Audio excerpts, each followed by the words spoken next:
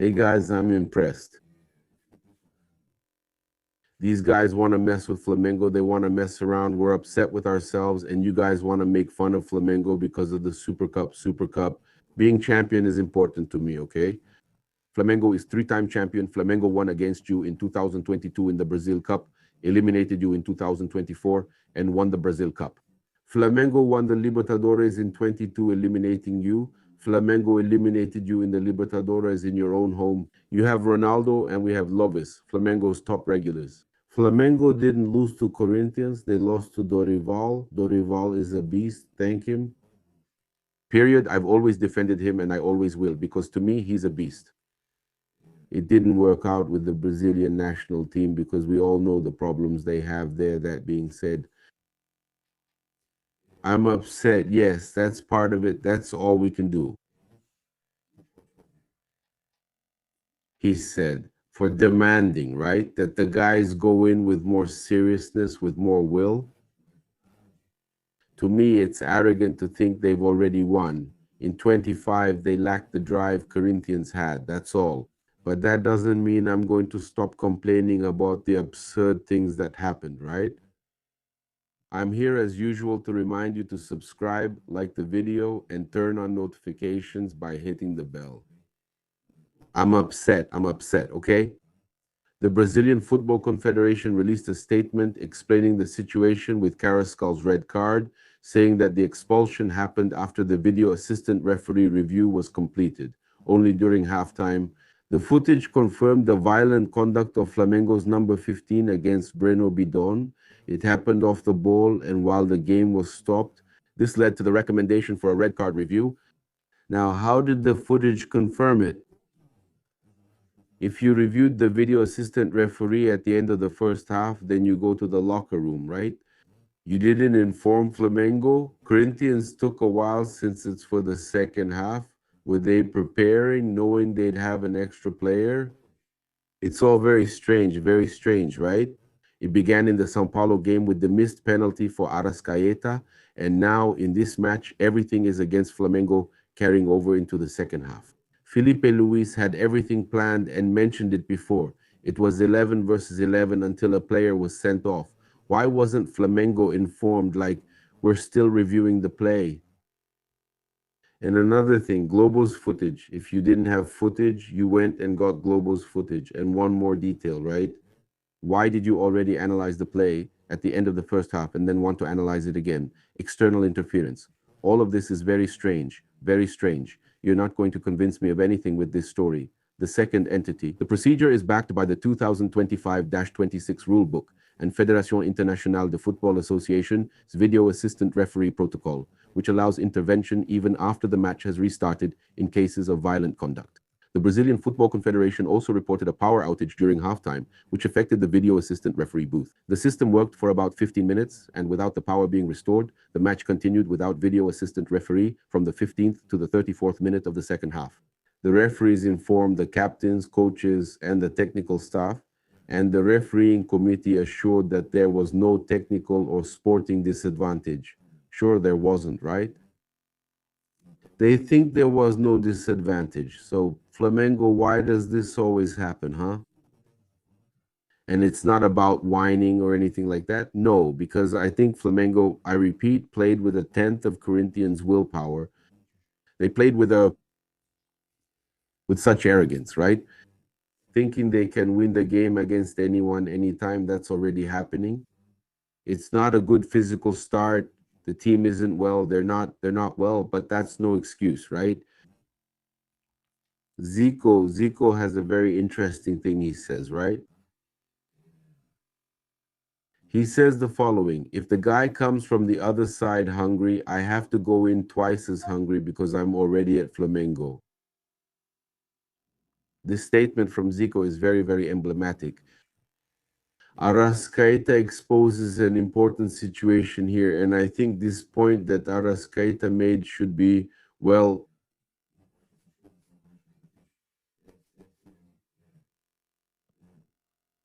considered. It's important because he says it's exactly what the referee told him. Look at that.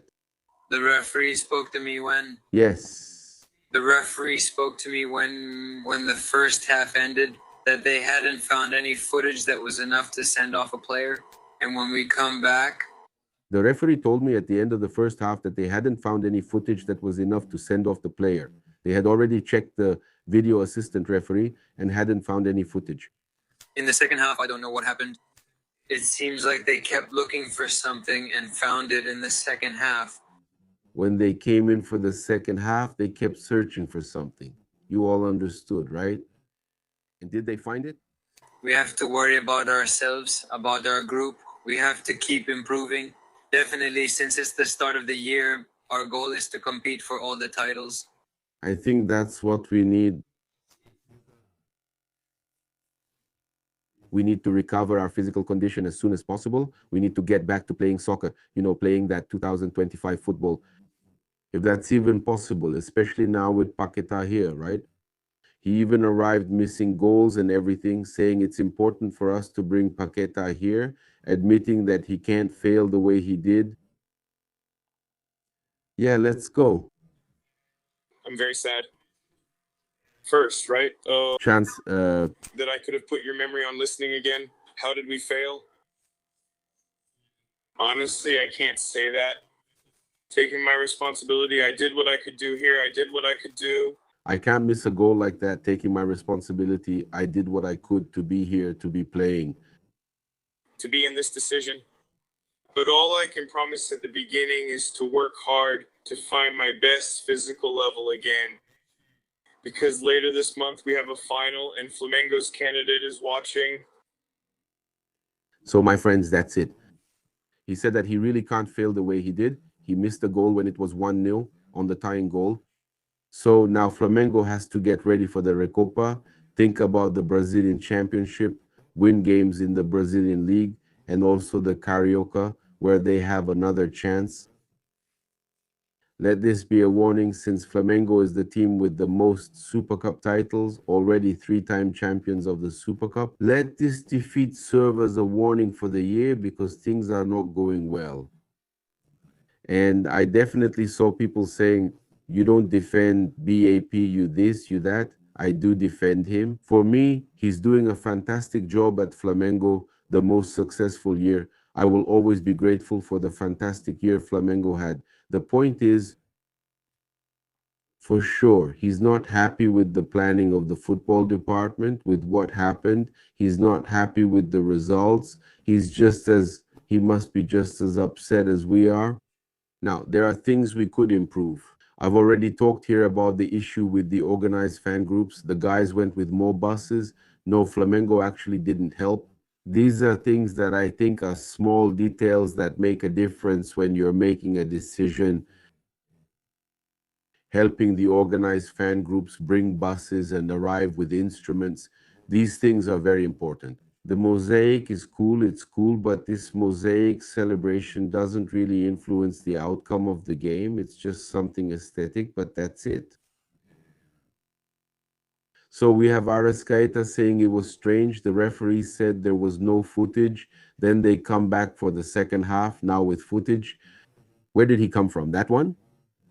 Arraxca is exposing that the referee spoke to him, and the Brazilian Football Confederation is explaining themselves, saying it was within the regulations. Why didn't they tell Flamengo about the review, and why did Corinthians take so long to respond?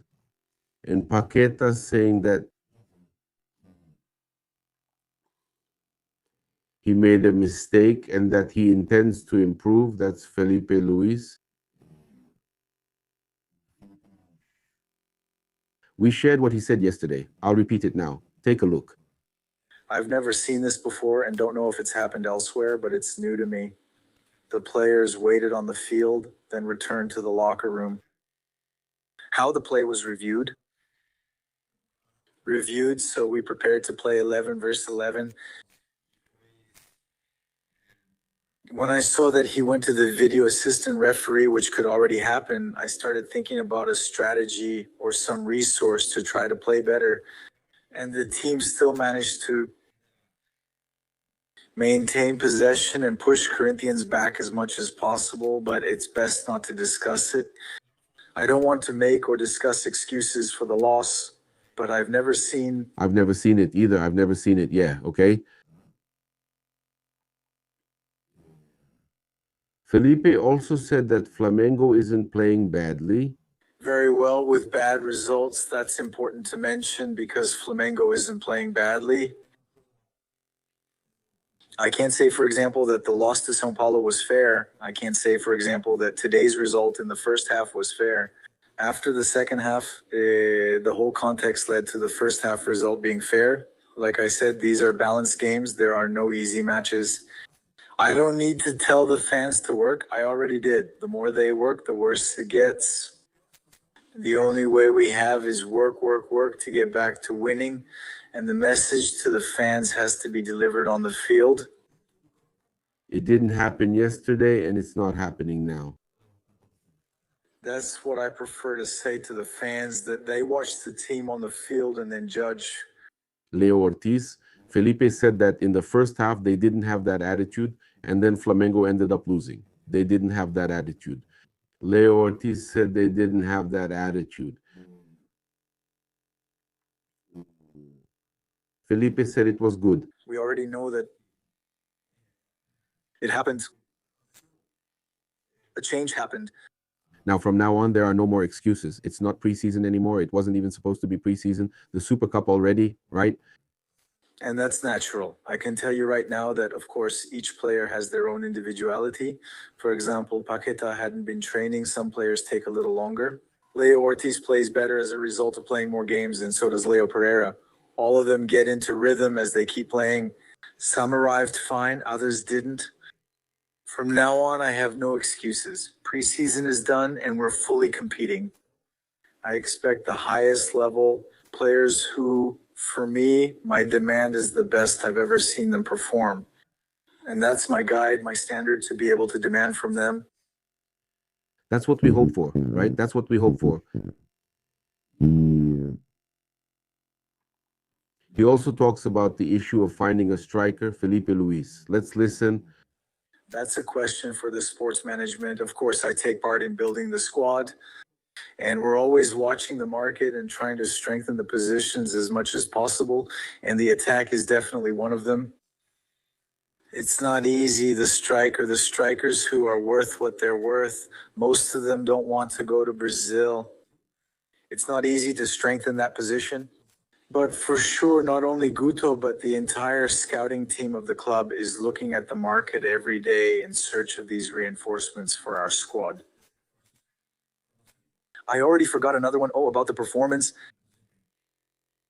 Like I said, each game had its own context. That's what I mean. The win against Vasco was really good. It doesn't surprise me because the team had that memory and keeps playing in a way that I know myself. In the team, it was really good. We also managed to hurt Vasco. Teams study us too. Fluminense analyzed us and neutralized much of our offense. It wasn't terrible either. We had a chance to make it 1-0, a goal disallowed, and 2 corners. I'm talking about Fluminense. Against São Paulo, our first half was much better than São Paulo's. We got there many times. We had chances to score. We made it 1-0. And then I have to analyze. I have to be honest with what I'm seeing on the field. If we let up, São Paulo came 3 times and scored twice. We are not being decisive in the penalty areas. Today, it's another game that's out of context. I also don't believe we were inferior, but you talk about good soccer. The opponent also deserves credit for trying to neutralize and individualize. Ranieri didn't let him play. Gustavo Henrique always stopped Pedro. His fouls. They stopped our attack often, but we still created chances in their box without scoring. They were more effective and won. Congrats to Dorival and Corinthians on the win. Yeah, that's it. Dorival acknowledged it. That's it. We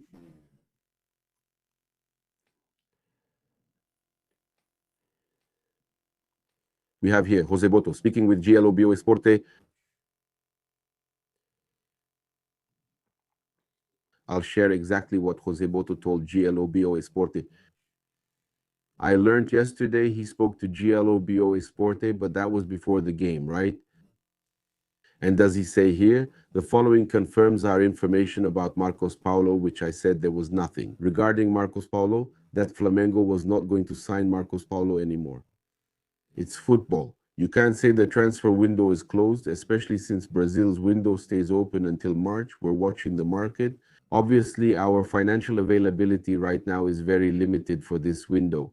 But if an opportunity comes up that satisfies us from a sporting perspective in a position we've identified and might need, we could go for it.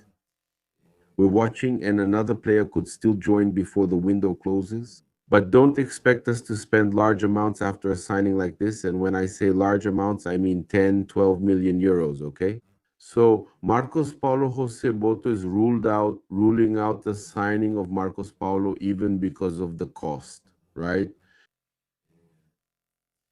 And he also talks about, man, this is important because a lot of people are saying that Marcos Paulo is still being considered. But I was saying no. Okay. We also had Flamengo, right? Refusing an offer, according to Mauro Cesar Pereira, for Jorge Carrascal from the Middle East. Okay? Mauro Cesar said that Flamengo refused a $20 million offer. That's about 106 million reais, right?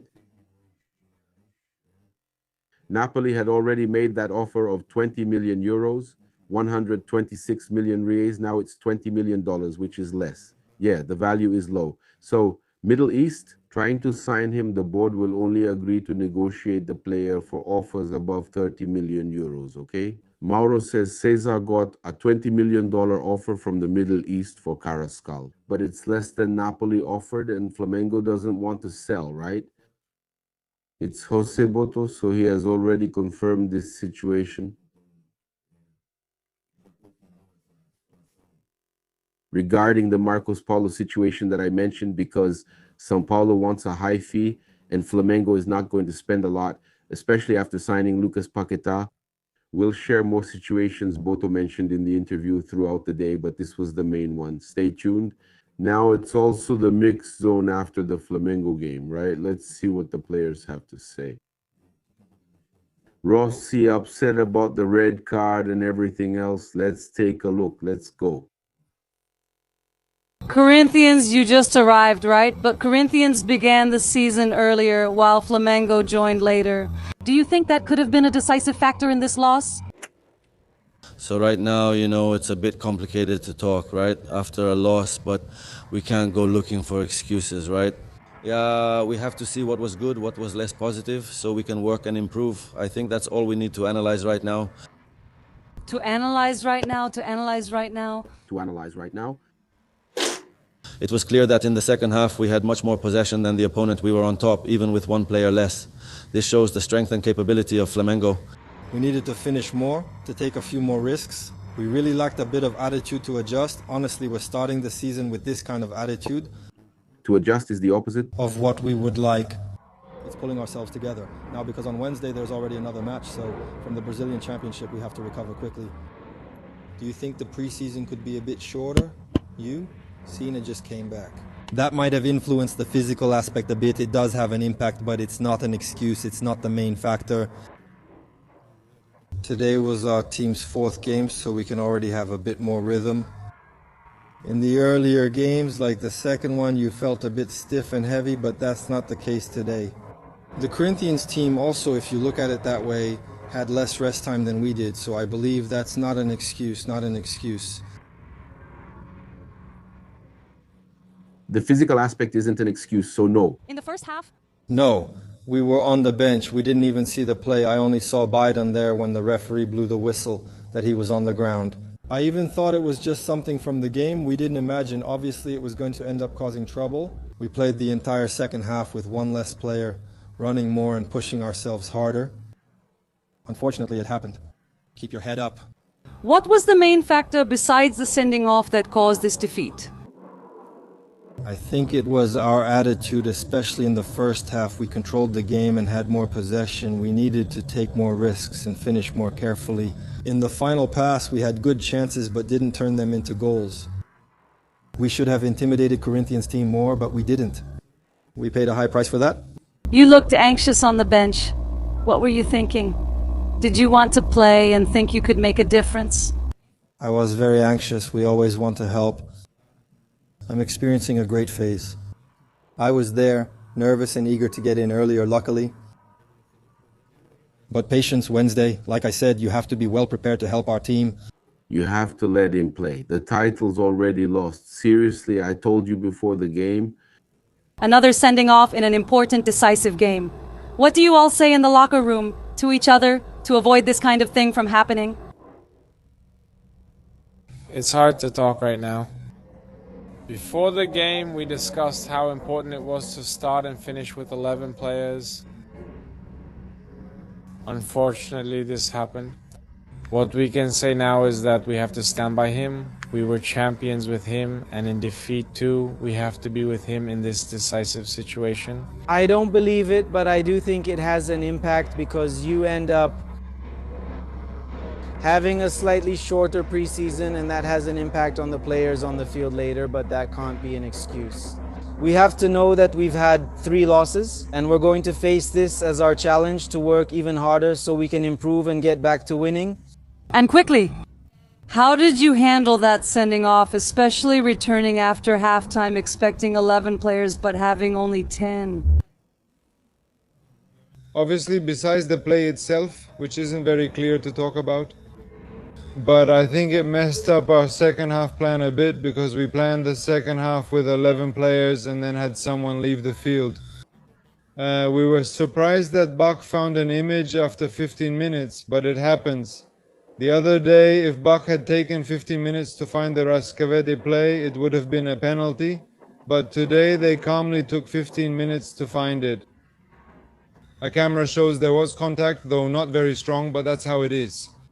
Obviously, it messed up our second half plans a bit, and besides that, we played a great second half. We had chances to get the equalizer, but the thing is, only one team wins a final, and this time it was the other team. During this period, Flamengo allowed 6 goals in 3 games as the goalkeeper. Just to make it clear here that what he says is important, you return expecting 11 players, which is why I was complaining about you coming back. The whole issue of what happened is about you coming back from halftime, thinking you have 11 players and having all the planning with 11 players. And why did Corinthians delay coming back? They already knew, they had already been warned. What's happening in Brazilian football? You can look right there at the defense. What do you think Flamengo has been doing wrong to concede so many goals that they didn't concede in 2025? No, I think there are 3 completely different games. The first game was the Carioca against Fluminense, and the other game was against São Paulo as well. And today, I think the second goal today almost doesn't even count, actually, in that moment of desperation. It's a goal that we obviously count as a goal, but it doesn't count in the way we usually keep track. And obviously these are details we have to keep adjusting since the beginning of the year. And that's it, we need to make adjustments for Wednesday, which is very important. Last year we did something almost impossible, which was not losing at home during the Brazilian Championship. And on Wednesday we have this first home game to start again. With our confidence we can start paving the way, since we have another final to play and need to win. And that's it, prepare ourselves for Wednesday, rest now, clear our minds, because Wednesday is a very important game for everyone. Despite the goals, you performed well, making great saves, even during plays that resulted in goals. Plus there was a disallowed goal. How do you view your start to the year and the competition for the position, especially now that Under has joined? I do my job. I've always said since I got here, it's Felipe who chooses who will play, so that's it. I have to keep working day by day, keep working for every game I have ahead, every game I get to play. Today I was able to help the team in building up the play in the first half, finding passes inside and also with some saves. What brought Flamengo closer to getting a tie, like the play with Memphis at the end of the first half. That's it, I'm always here to help Flamengo and do my best. So, Corinthians came back first for the season. You finished the 2025 season with a lot of games, but Corinthians came back first. Do you think physical conditioning may have caused this defeat? It could be, but there's not much to say about it either. We don't want to make excuses. We have to work, improve, evolve physically, evolve tactically, and fix what's wrong. Even when we won everything, there was always room for improvement. Now, just because results aren't coming doesn't mean everything is wrong. So it's about analyzing things calmly with a clear mind, seeing what really needs to be improved and evolved in our daily routine with a lot of hard work. Thank you. And about that sending off after coming back for the second half, which was unexpected since the incident happened at the end of the first half. What did you all think about that? It was unexpected since it could have been done earlier, but because it was violent conduct, it appears it can be addressed afterward. So if it's in the rules that it can be done, there's not much we can complain about. Maybe we can complain if it actually turns into a red card, but about being sent off afterwards, if that's in the rules, there's not much we can do about it. So far this year, the defense has faced different problems than last year.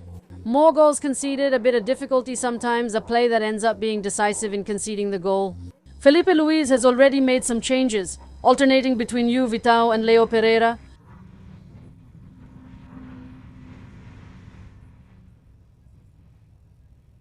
I don't think it's the defense, just to correct you, I don't think it's the defense that concedes the goal. It's not just the defenders, it's the whole team, just like it's not only the forwards who score, it's the whole team. It's a group fix we need to make, and honestly, we're not used to it. There are several factors that we can point out within this set of things that have been happening. But as I said, it's about staying calm, looking at the game calmly, with a cool head, without emotion, and really seeing what needs to be done. Last year, even while winning everything, things weren't perfect and needed fixing. Now, just because we haven't won the last 3 games doesn't mean everything is wrong. We need to stay clear-headed and evaluate things calmly, like Felipe does, so emotions don't take over and make us think everything is wrong. So like I said, we need to keep a clear head and look at things calmly. So let's stay calm and see what needs to be improved. Leo, did you expect Carrascal to be sent off at the start of the second half for something from the first half? No, I didn't expect that. How much did that impact your team's misfortune? Well, there's not really a way to know how much it affects us or not. Of course, maybe we would have prepared better, we would have thought about something else regarding that, maybe talked more about other things, right? Felipe guided us during that time. We faced similar situations with one less player and managed well, especially in the second half. I think we played a good match, created chances we could have tied, and we ended up conceding a goal there in the last minute, pretty much when the referee was about to end the game. Thank you, take care, appreciate it. That's it, my friends. That's how we are. You followed the mixed zone. Subscribe, turn on notifications, hit the bell, and like the video. We'll be back later today. Lucas Paqueta's presentation is confirmed for this afternoon. What a day to present Lucas Paqueta, huh? And Mateuzinho will get his answer throughout the year, right? You really like to show up, don't you, Mateuzinho? You really like to show up. You can leave it here. Your answer will come. Your answer will come. Wait and see. So